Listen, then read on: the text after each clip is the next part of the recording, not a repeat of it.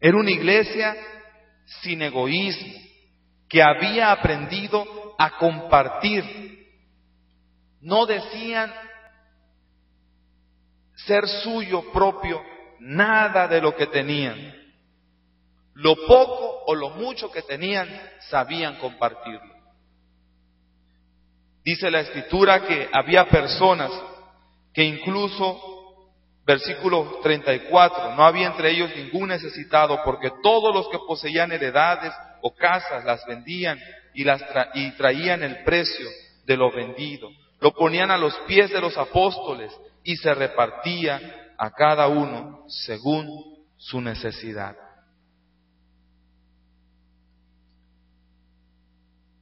Yo me acuerdo cuando estaba chico, entonces mi pastor juvenil,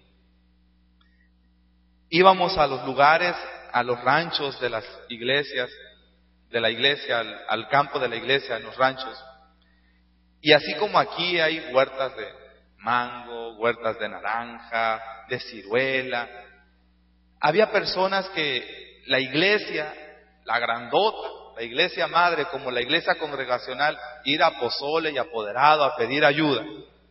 Pues así íbamos a pedir ayuda a los hermanos, a decirles que si nos podían ayudar para el campamento de los jóvenes. Campamentos de muchachos, 100, 150, 180 jóvenes, y pues alimentarlos una semana completita como que siempre pesaba, ¿verdad? Y las primeras respuestas que algunos hermanos decían era: es que no tenemos cómo ayudarles. Y el pastor les decía: claro que pueden ayudarnos. Ayúdennos con mango, ayúdennos con café, ayúdennos con cacao. Allá hay una bebida que se hace a base de cacao, se llama pozol. Y era bienvenido, 4 o 5 kilos de cacao nos ayudaban a mantener vivos todo el día a los jóvenes. El chiste es de que regresábamos con nuestras camionetas llenas de jabas de mango, de costales o arpillas de naranja. Aquí tengo que cambiar mi vocabulario, ¿verdad? Porque aquí usan otro. Allá son guacales, aquí son jabas. Y regresábamos con costales llenos de cacao, con ciruela, con tantas cosas. Y a veces teníamos que echar muchos viajes porque los hermanos eran demasiado generosos. Si algo no faltaba en los campamentos, era la sandía, la piña, la calabaza, el tomate. No se gastaba ni un peso en verduras, en cosas como estas. Yo me imagino que así era lo que pasaba en la iglesia primitiva.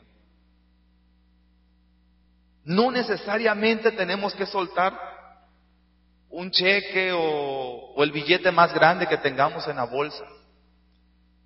Muchas veces nosotros podemos servir para el sostenimiento de la iglesia con cosas que Dios nos ha dado.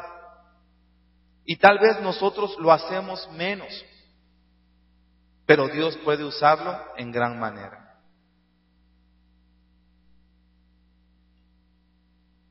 Era una iglesia generosa y su generosidad ayudaba a suplir las necesidades materiales que había entre los hermanos. Su generosidad ayudaba a suplir las necesidades económicas, ayudaba a suplir necesidades espirituales. ¿Qué hacían cuando los hermanos estaban presos? ¿Se acuerdan? Por causa de la palabra. Oraban. Necesidades emocionales, necesidades físicas. Estaban dispuestos, dice la Biblia, y si hay algún enfermo entre nosotros, ¿qué hacían? Llamen a los ancianos para que oren por ellos. Y la oración de fe, ¿qué? Sanará al enfermo. Únjanle con aceite.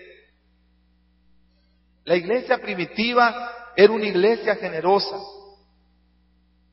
A veces es posible que nosotros no podamos aportar económicamente para el sostenimiento de la iglesia, pero podemos hacerlo con nuestro tiempo, con nuestro talento, con nuestros dones. Hay muchas maneras de hacerlo. Y es importante que aprendamos del ejemplo de la iglesia primitiva. Era una iglesia también sensible.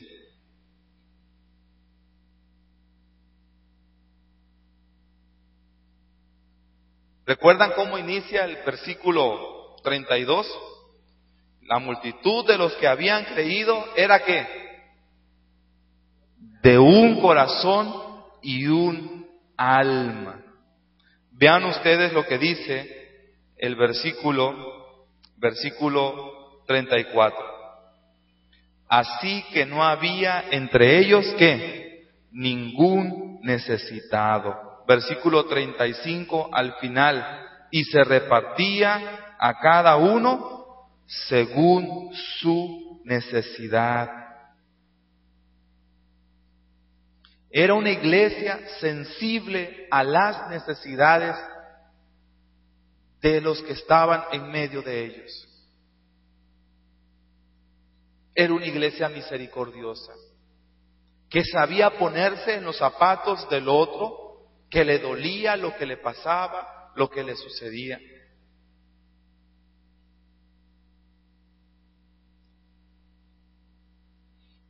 Muchas veces podemos ser generosos y no sensibles. Podemos tener la posibilidad de dar, pero no tener el corazón en lo que estamos dando. ¿Me explico? Y una de las características de la iglesia primitiva era que contribuían al sostenimiento, permaneciendo unidos con su generosidad, pero con un corazón sensible. Compartían de lo que poco o de lo mucho que tenían. Hechos, capítulo 6, versículo 1. Nos dice que fue precisamente las necesidades de la iglesia, de manera especial estas materiales, económicas, espirituales, físicas, las que llevaron a organizar mejor el trabajo. El versículo 1 dice, en aquellos días, como creciera el número de los discípulos, hubo murmuración de los griegos contra los hebreos, de que las viudas de aquellos eran desatendidas en la distribución diaria. Entonces los 12 convocaron a la multitud de los discípulos y dijeron, no es justo que nosotros dejemos la palabra de Dios para servir las mesas. Buscad pues, hermanos, entre vosotros, etcétera, que sirvan, que vayan y ayuden en la distribución diaria. Ustedes ven que algunas personas vendían sus cosas y llevaban el recurso económico o lo que habían sacado de eso y lo ponían a los pies de los apóstoles. Es una forma de decir, yo quiero contribuir para el sostenimiento de la iglesia. Con esto que Dios ha puesto en mi corazón, traerlo para la obra. Ok. Cuando dice en el versículo 1 del capítulo 6, había viudas que en aquellos días eran ¿qué? Desatendidas en la distribución diaria. La iglesia había crecido en gran manera, había personas con mucha necesidad en todos los sentidos, y una de las formas en las que la iglesia compartía su mensaje de amor era ayudando a las personas en necesidad. Y fueron estos renglones los que llevaron a la iglesia a organizarse mejor, a hacer el llamado, lo que nosotros conocemos como los diáconos. Para mí es muy grato ser parte de una iglesia que tiene esa visión y que se preocupa por ayudar a los más necesitados. Me honra mucho ser parte de una iglesia sensible, generosa y unida, pero no hemos hecho toda la tarea todavía. A veces bajamos la guardia, a veces nos enfocamos solamente en nuestras necesidades, a veces no somos sensibles a quienes verdaderamente están pasando por una situación más difícil que la nuestra.